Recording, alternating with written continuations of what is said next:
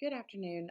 Today I'm going to talk to you about my reflection from the article that I read, which was called Leadership Succession. And the reason I chose this article was because it meant something personally to me, and it's something that I believe in that we need to work on as educators and as a school system.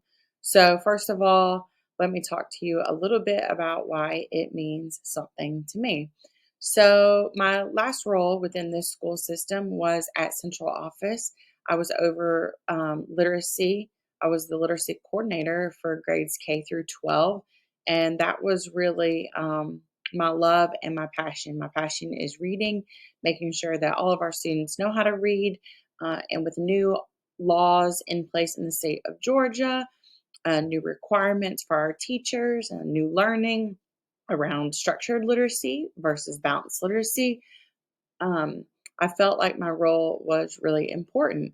In February of this past school year, I transitioned to be the principal of the Early Learning Academy here in our town, which houses 600 children under the age of 6.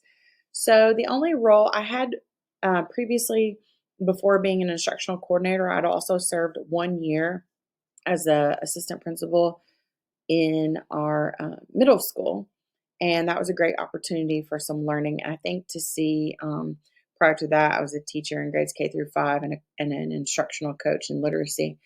But I think really to grab the whole picture of a district and how it works, it was really important for me to go to the other side, if you will, to the middle school and high school area to support those teachers and learn new things as well. So, move forward to, like I said, last February, I was asked to be the principal of an early learning academy. I needed to step in and try to support them.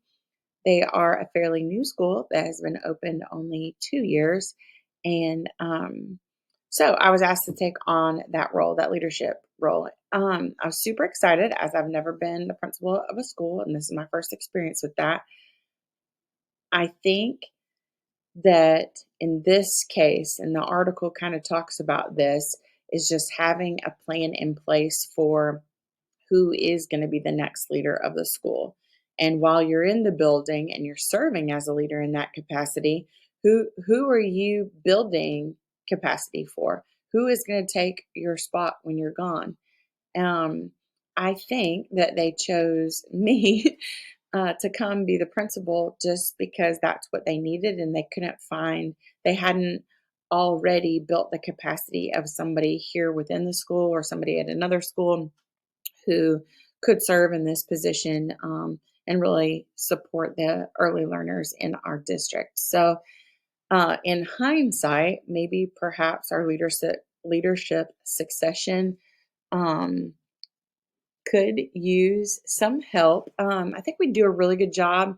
Our district pretty much around November or December of every year sends out a letter of intent. And the letter of intent just basically asks people what their intentions are, what their futures, what they would like to do in the future, what their ultimate, best job, favorite job description would be. And that is used by our superintendent and other leaders at central office to determine, and also principals look at that information to kind of shift people as needed. I think we do a really good job as a district providing support for our brand new teachers within our district. We have a great mentorship program. It's called a newbie program.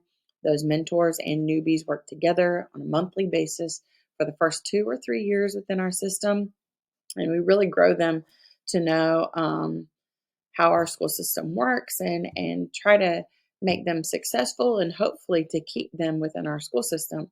Where I think that we lack is that doing the same thing for our future leaders. So this article made me kind of think about where we could head as a district.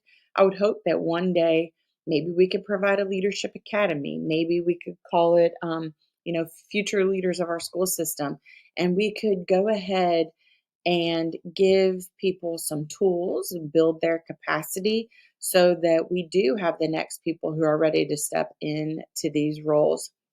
And hopefully, the current administration could support those individuals too and kind of teach them on a basis. So um, that's kind of why it meant something to me. At the bottom of the article, it really sums up what everything was about and shares a few things right here that I felt like were important. So right here, when it says a good leader leaves an organization, it should wobble a bit, and there should and will be a sense of loss. So in my case, this kind of resonated to me because the leader whose position I took actually moved to another position within the district to serve in a different capacity in the next 2 years before retirement. Um, I feel like I'm at that kind of wobble point. I came in to, like I said, to be the principal and kind of fix some needs, but that's going to take time for me to build capacity and build a culture where they can trust me. Um, Also, in another sense, it kind of led me to trust in others here at the school and give them a little more of a leadership role because I wasn't sure of what I was coming into. An example of that could be our gifted department.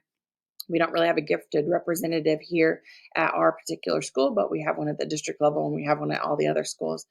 Coming in, I had some questions about that, and I automatically could tap into somebody who knew a lot about that, was very interested in it, and I came kind of let them take the wheel and work with me to support our future gifted students that will be at the other schools in the future. Also, the same goes with our ESOL lead. I came into the school.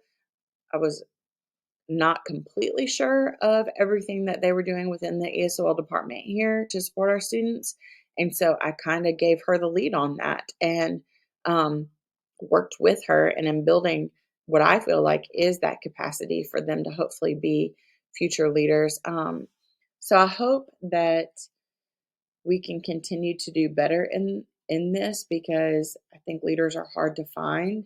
And if we don't kind of take that coaching moment and we don't step in and try to, like I said, build that capacity and share the love, if you will, so that they feel like they do have some training and that they could be ready for a role like that should another arise, because there's definitely going to be another day or another school year when a few of them retire or move into other roles within our district and we